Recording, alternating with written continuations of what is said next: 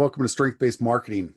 I'm Pat Dewar. I wonder if you've ever had this situation where you're trying to convey an idea to somebody and they kind of have that BS-o-meter going, that what? And and no matter what you say, it seems like you can't get past their BS-o-meter because at some level, they don't believe you. Whether it's in social media or it's in the talks that we give or the marketing that we do.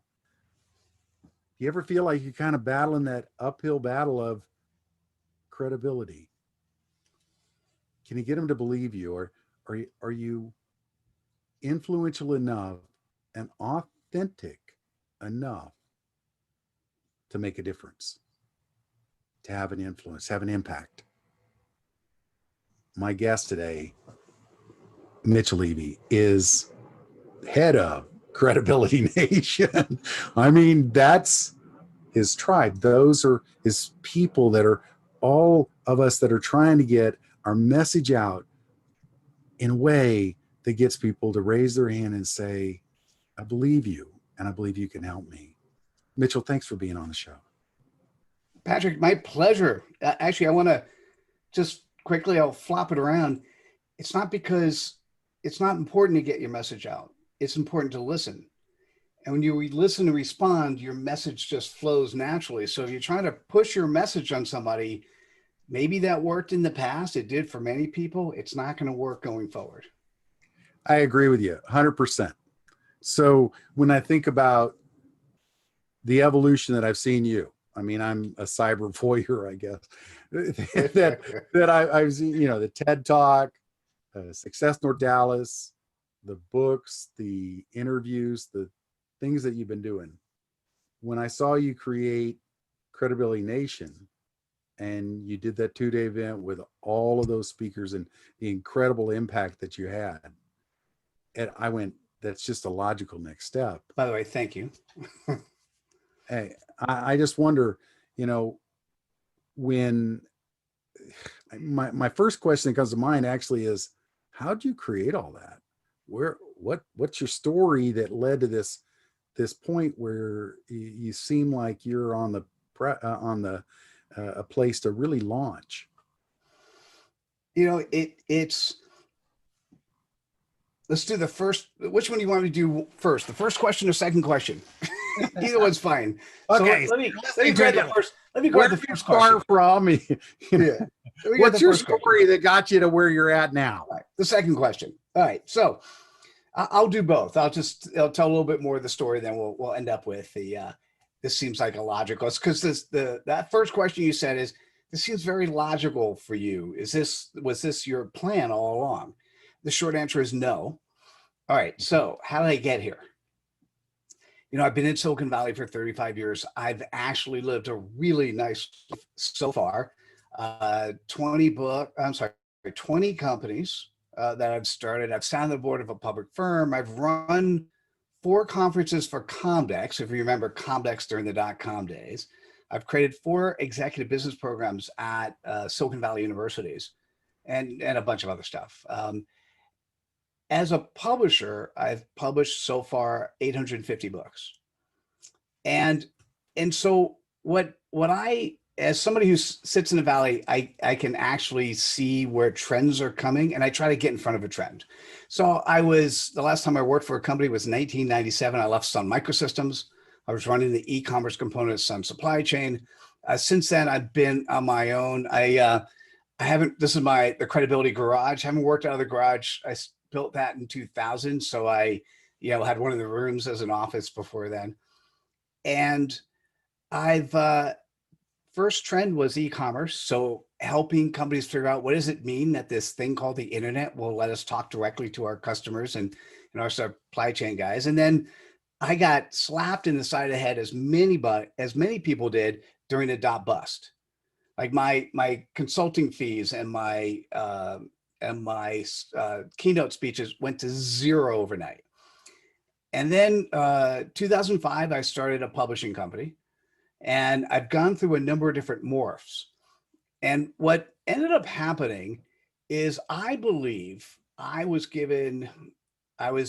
sort of given gifts that I've ignored So between 2005 and 2017, at that time, I'd published about 800 books. And what I realized at the end of 2017 is that I had the wrong business model. So we'll back up for a second and say, so at the end of 2016, I did a Kickstarter. It hit 250% of goal. And it was to fund a platform I have called Aha That. Aha That essentially has 2 million users where people are sharing other people's content. So when we publish a book, which has 140 Aha messages in it, we take the book and we put it on the Aha That platform. So the Kickstarter hit 250% of goal. So let me give you a hint. How you make a Kickstarter work is that you take a product or service you offer in real life and you offer it at a discount. So we had 20 people pay us that when they wrote their books, we'd publish it. And I always thought between 2005 and 2017, I thought my business model was to satisfy me at the time, which meant that the type of person I was, I wanted to write books myself. I just wanted to write them quicker. So I had gotten to the point where I had an 8-hour process to write a book. Typically, this was the social media enabled ebook, and you could do it in 8 hours. And so 2016, 20 people paid us. At the end of 2017, I did a TED Talk, the one you talked about. And when you're doing a TED Talk, you're not focused on what your business is. You're focused on what idea do you want to share with the world. And so it got me thinking about different things. And what I realized at that time is that of the 20 people who paid us, that they were going to write their book and publish it, 3 actually did. Now, Patrick, that's not the business model. I don't want to sell stuff people don't use. That's not the business model. That, from an integrity perspective, that makes me feel uncomfortable. So for those that are feeling uncomfortable when you hear that, let me make it worse. So I went to my friends in the internet marketing space. I went to my friends in the online learning space, and they both said exactly the same thing. They go, Mitchell, do you realize that 3 out of 20 is a 15% utilization rate? That's fantastic. Patrick, that's when I realized I had the wrong business model. And so 2018, I built a writing school. I started doing the done for you book writing service that we offer today. 2019, after doing a bunch of them in 2018, is when I went to a friend's he runs a camp on branding. And that's when I came up with the brand Global Credibility Expert. Having been in Silicon Valley, having done the things I've done, I felt really comfortable with that. But about 2 months after holding that brand, I woke up one morning, and what I woke up with was a thought. Napoleon Hill, 500 millionaires think and grow rich. Mitchell Levy, he's going to interview 500 thought leaders on credibility, and at the time I had no clue what was going to come out of it. So your first question, Mitchell, did you know there was a natural progression to get to where you are now? The answer is absolutely no. I really had no clue. I knew in my mind that credibility was the answer. And so I go to my parents, my dad since passed away. So I went to my parents when I first figured that out. I was so excited. I'm going to interview 500 thought leaders on credibility. And of course, the natural question is, well, why? Now I told them why, but I don't think I knew enough to actually truly articulate, and I was not convincing enough. So let's walk through the progression. Somewhere around interview 40, I entered what many people would say, I entered flow. What that meant was I didn't need anyone to tell me I was the global credibility expert. I just knew who I was and what I was doing. Interview 250, I came up with the title for my book. It was, at the time, I thought the title was my CPoP, my customer point of pain. And my CPoP is humans that want to be seen as professional. I'm sorry, humans that want to be seen as credible. And then so I moved that now to the subtitle once I figured out what I was doing with Credibility Nation. And the title of the book is now Credibility Nation. And how I got the professional thing upset is instead I narrowed my audience. Instead of saying humans that want to be seen as credible, I now made it professionals that want to be seen as credible. So I just narrowed the audience a little bit. It was somewhere around interview 475 that I realized my mission, my life purpose. And what I've been able to do is define what the word credibility is. So now let me answer the question my parents asked me that I didn't answer well then, but I'll answer now. credibility is not just a word. Credibility is a way of living. It's a way of life. To live credibly is to live in such a way that people know, like, and trust you. So instead of the definition of credibility that sits in the dictionary today, which is the demonstration of trustworthiness, it really is the quality in which you are perceived as being known, being liked, and being trustworthy. And so there are now 10 components. You could walk through each of the components of credibility and say, is there integrity? Is there authenticity? Is there a desire to serve others? Is there coachability? And all of those things came from the interviews. And subsequently, when you now have something defined so well, it's easy to come up with new ideas, new thoughts. So there'll be assessments that you could do, self-assessment. One of the problems with self-assessment is intent and integrity are hard things to self-measure. Typically, you need a 360 for stuff like that. It was somewhere around interview 475 that I realized what the importance of what I was doing is, and that it extended well beyond business. So when he asked me, did I have a trajectory of where I was going? I guess logically, yes, but I really had no idea that I would be talking about credibility. And this is across profession, across business, it's across humanity. So if you look at the world today and you look at the people who would call themselves credible versus those people who are not, and I label the term dubious. If you're not credible, you're dubious. And what I'll say is, and actually I've done it twice so far where the wrong words came out of my mouth because I guess must be too excited. That would be a dubious thing. And it's okay if you're credible to do dubious stuff. And the question is, or the question you should be asking yourself simply is, do you have an accountability coach in your life that when you do actually do a dubious thing, they're going to let you know? And if you don't, you should. And so what I've now figured out my goal is first to define credibility, because those people who are not credible, some they do it on purpose and they know what they're doing and doing it with an intent. Others are doing it because they know it works, but they're not sure they're not being dubious. They haven't been told. So my goal in my lifetime is to tip the scale. Right. And I would say there's 1,000 times more people in Dubious Nation than Credibility Nation. And I'd like to leave the planet a better one for my son. And if he gets married and has kids and that future generation.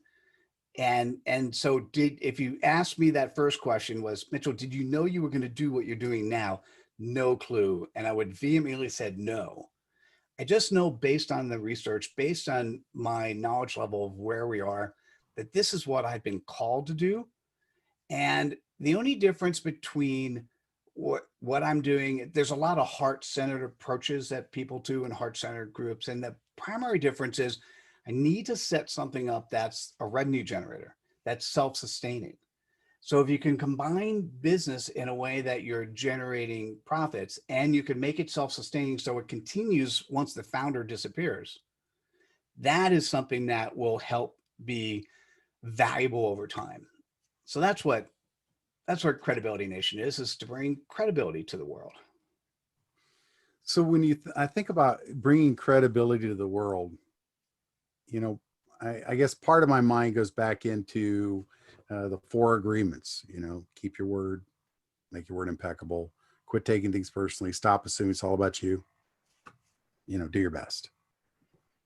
And it sounds like somewhere 5, in there, but they all there are more people who are going to go, but that was a new book that I had. And I'm like, I get it. It's just the first book. I was counting, another one, it's like, whatever. It doesn't matter.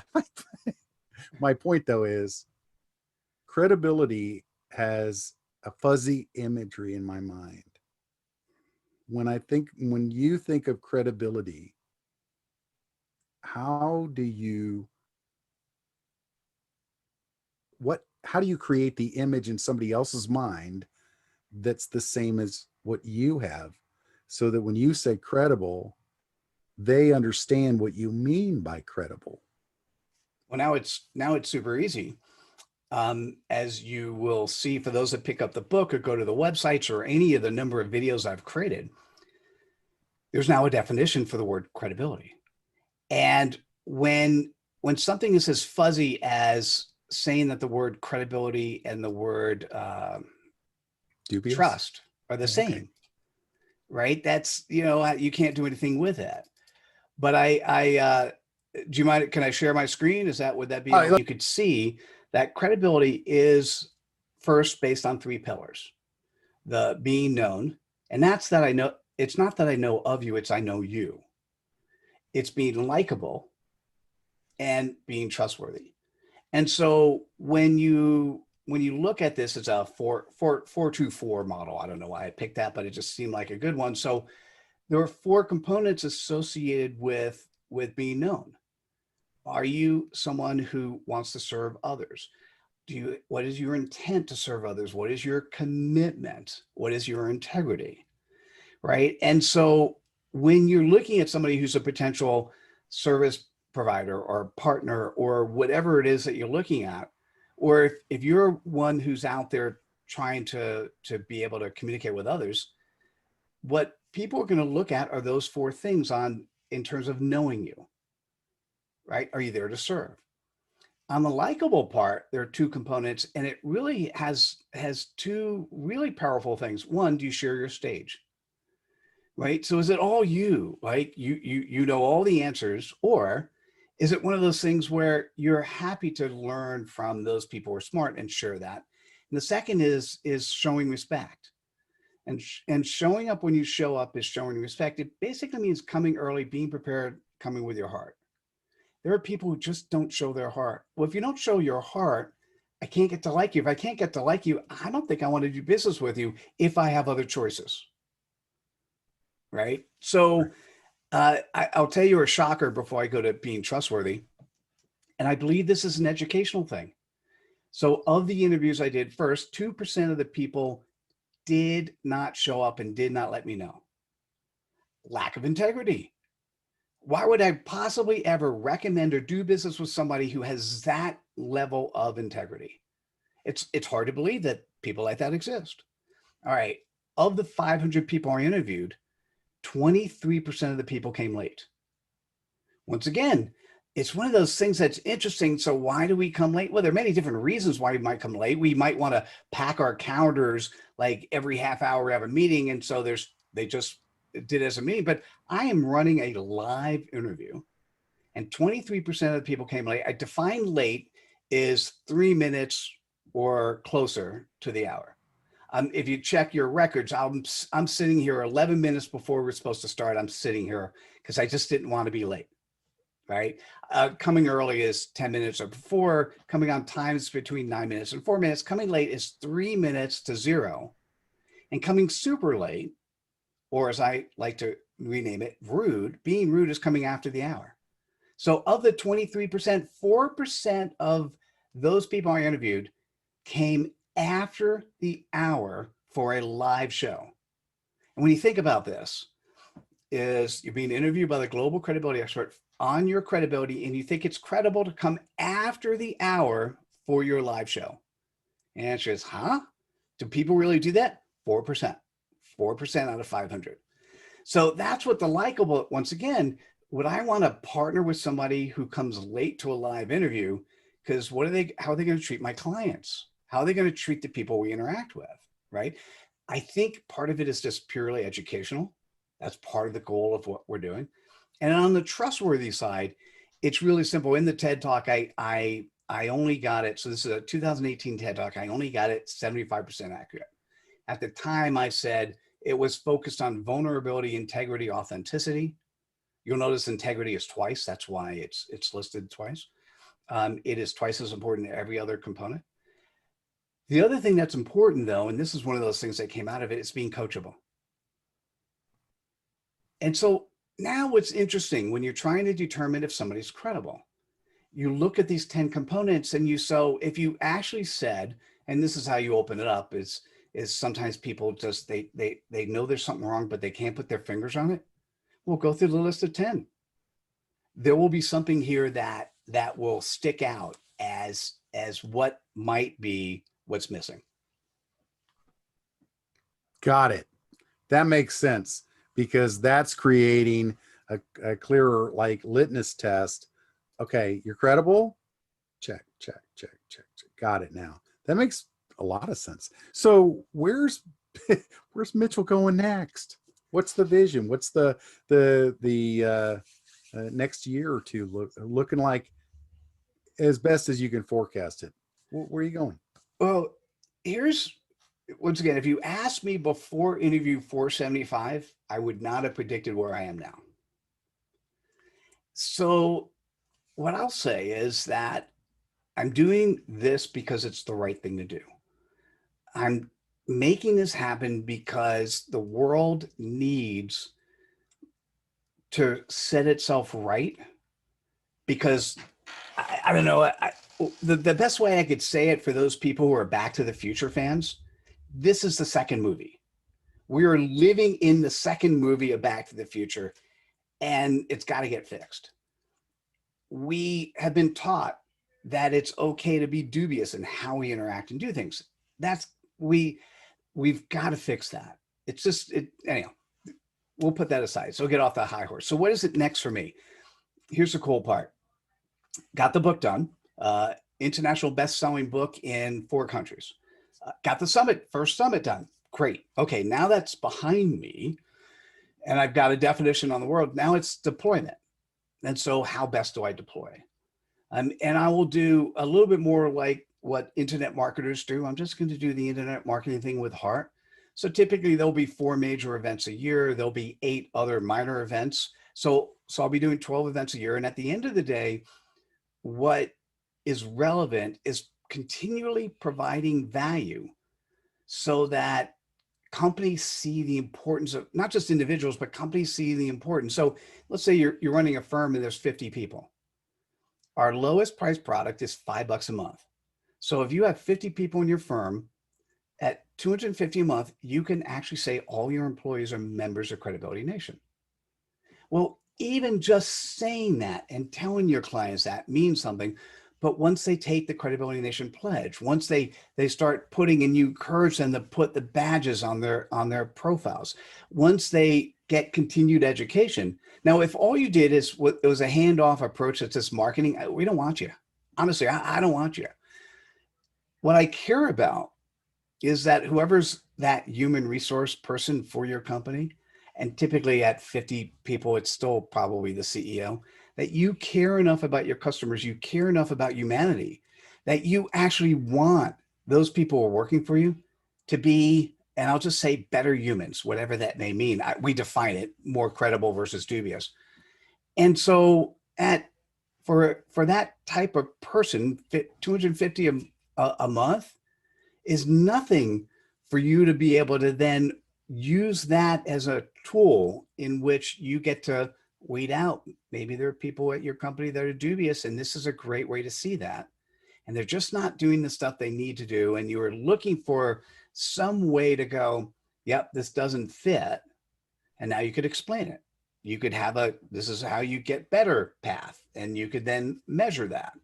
And so my guess, Patrick, is that's probably the next frontier is making it easier for smaller companies and larger companies. Larger companies are harder because there's all this silly stuff associated with, but making it easier for companies to go, yeah, this makes sense. It's either the good housekeeping, looking at business models, the good housekeeping seal of approval, or the BBB, or there's a number of different models that make sense. And the answer is, I don't know if I know the answers.